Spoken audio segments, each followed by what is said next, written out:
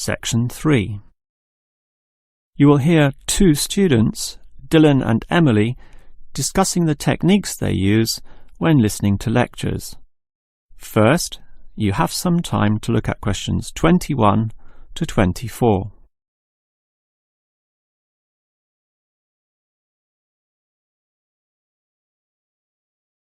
Now listen carefully and answer questions 21 to 24.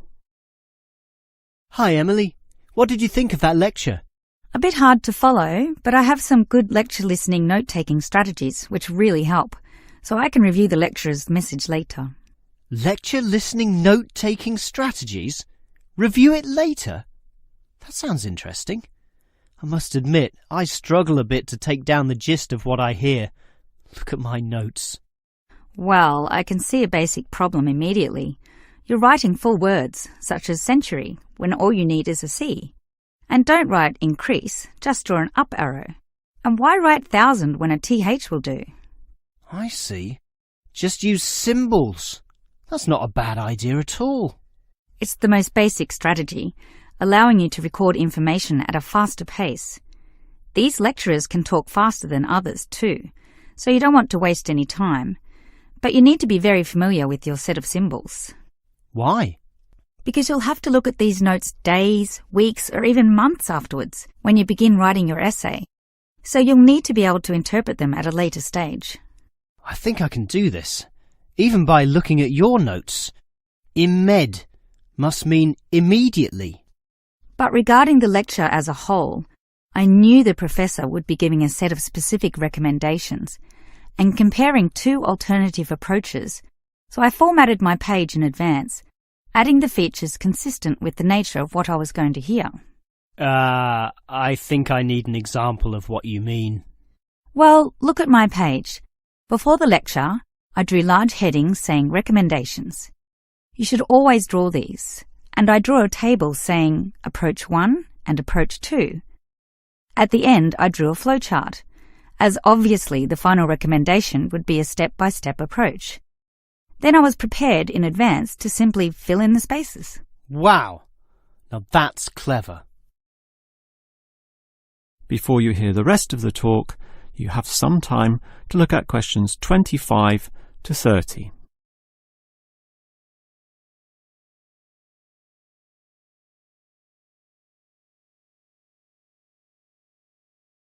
Now listen and answer questions 25 to 30. Your advice about note-taking sounds great, but I still have one question, Emily. How are you able to design your page in advance?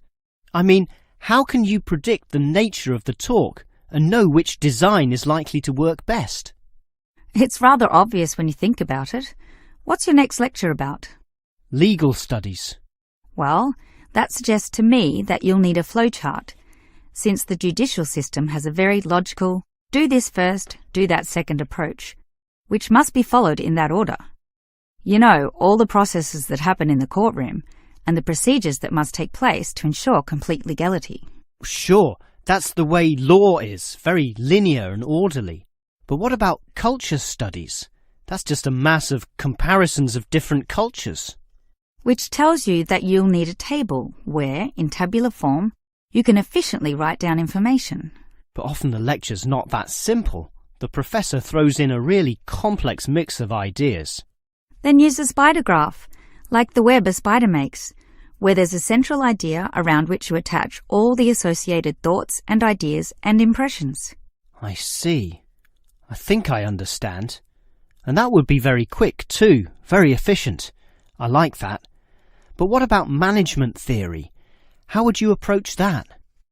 The same as with culture studies. I'd use a network, which is basically the same as a spider graph, linking thoughts, although this time there are directions involved. It is this element that makes it different, the fact that the thoughts go one way and not the other. Okay, has directions. It sounds logical.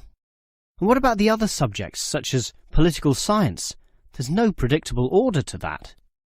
Well, for that I'd just put my notes in a line, that is, in linear or straight line fashion, and these notes would use symbols, of course, to save time. OK, that just leaves mass media. For that, I wouldn't have any special design at all. As you say, sometimes it's impossible to predict in what way lecturers will present their information.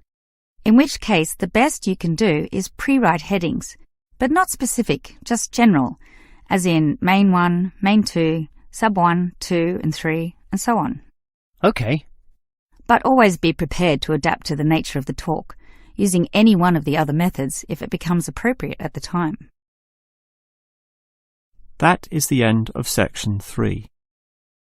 You now have half a minute to check your answers.